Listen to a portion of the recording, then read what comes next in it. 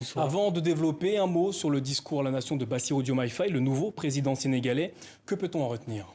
D'abord, c'est son premier discours à la nation. C'est la première fois qu'il s'adresse à la nation sénégalaise dans un rite traditionnel du 4 avril. Parce que le 4 avril, c'est la fête d'indépendance du Sénégal. Tout s'est un peu chevauché. Deuxième chose, il annonce des réformes importantes.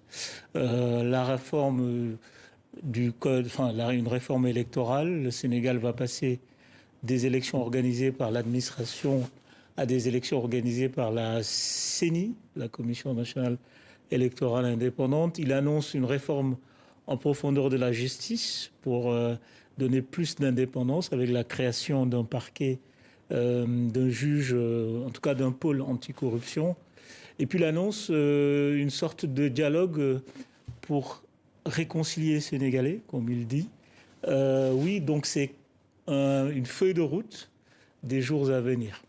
Alors venons-en au sujet précédent. Ousmane Sonko a donc été nommé Premier ministre du Sénégal. Est-ce réellement une surprise? C'est compliqué à dire parce qu'en fait, on sentait qu'il y a deux tenants. Les tenants d'une ligne où Ousmane Sonko s'efface pour donner à Bassirou Diomaye Faye la pleine mesure du pouvoir. Et puis une autre ligne où Sonko doit s'engager aux côtés de Diomaye jusqu'au bout. En tout cas, quoi qu'on puisse dire, c'est cohérent avec le discours de la campagne électorale. Ousmane Sonko a toujours dit et affirmé: nous allons élire Diomaye, mais nous n'allons pas le laisser seul, nous allons l'accompagner, etc. Maintenant, ce qui était vrai dans le cadre d'une campagne électorale, ce qui était pertinent stratégiquement, c'est-à-dire marcher en duo, puisque Ousmane Sonko est empêché de candidater, je ne pense pas que ça soit pertinent du point de vue stratégique une fois arrivé au pouvoir. Parce que tout change en réalité. C'est-à-dire qu'il passe d'un parti en résistance à un parti qui a la réalité du pouvoir. Il passe à un parti anti-système au système. Aujourd'hui, le système, c'est eux. Du jour au lendemain, ils se retrouvent être le système. Ensuite, au Sénégal, il y a quelque chose de très important. Le Sénégal est un régime d'hyper-présidentialisme. Le président a tous les pouvoirs. Or, ici, il y a une forme d'inversion des rôles. Jusqu'ici, le leader, celui qui avait le leadership, c'est Ousmane Sonko. Celui qui était numéro 2 ou adjoint, c'est Bassirou Diomaye Faye. Or, cette forme de ruse stratégique inverse les rôles tout d'un coup. Est-ce que Ousmane Sonko va tout d'un coup accepter, en étant Premier ministre, d'être sous le patronage, sous le leadership de Bassirou Diomaye Faye, ou ils vont essayer de fonctionner en duo, sachant que les institutions sénégalaises ne sont ni formatées, ni préparées à fonctionner en duo. Alors justement, le 16 mars dernier, lors de sa sortie de prison, Bassirou Diomaye Faye disait qu'il faut réduire les pouvoirs du président de la République, donner plus de prérogatives au Premier ministre. Est-ce que c'est le scénario qui risque de se dessiner? Enfin, il y a plusieurs scénarios. En fait, sur cette question, la question n'est pas clarifiée au fond. Qu'est-ce que ça veut dire donner plus de pouvoir au Premier ministre?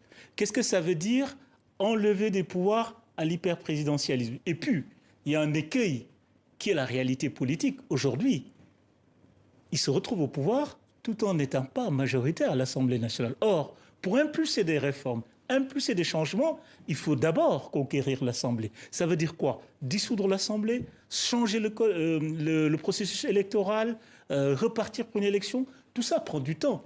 Et le temps de pouvoir avoir des divergences. Aujourd'hui, la vraie question dans ce duo entre Sonko et Faye, on sait qu'il y aura des divergences forcément. Quels sont les mécanismes? Quels sont les mécanismes pour anticiper les divergences? Est-ce que ça va se passer comme jusqu'ici au Sénégal où le président a toujours le dernier mot, ou le Premier ministre est un exécutant? Alors justement, vous parlez de divergence. Certains observateurs politiques au Sénégal estiment que le pouvoir ne se partage pas. Y a-t-il un risque dans ce duo Sonko-Diomaye Faye? Y a-t-il un risque de rivalité, de dualité entre ces deux hommes? Enfin, moi je ne parle même pas de risque, il y a dualité. Il y a dualité parce qu'il y a deux personnages politiques qui incarnent l'État. Or, on sait qu'au Sénégal, ça n'a jamais marché. Dans la trajectoire politique du Sénégal, à chaque fois qu'il y a eu dualité au sommet du pouvoir, ça s'est fini de façon tragique. C'est 1962, Dia Senghor. Dia fini, emprisonné, au bagne, Senghor prend tous les pouvoirs. D'ailleurs, l'hyperprésidentialisme sénégalais est né de là. Du refus d'une quelconque dualité au sein du pouvoir. Or, ici, on reproduit ce schéma. Et ironie de l'histoire, Ousmane Sonko se réclame d'une filiation avec Mamadou Dia. Le siège de son parti s'appelle Kër Maodo, en hommage au président Mamadou Dia. La question, c'est est-ce que Sonko aura finalement un destin à la Mamadou Dia? L'avenir le dira. Ousmane Diaye, merci pour cet éclairage au sujet.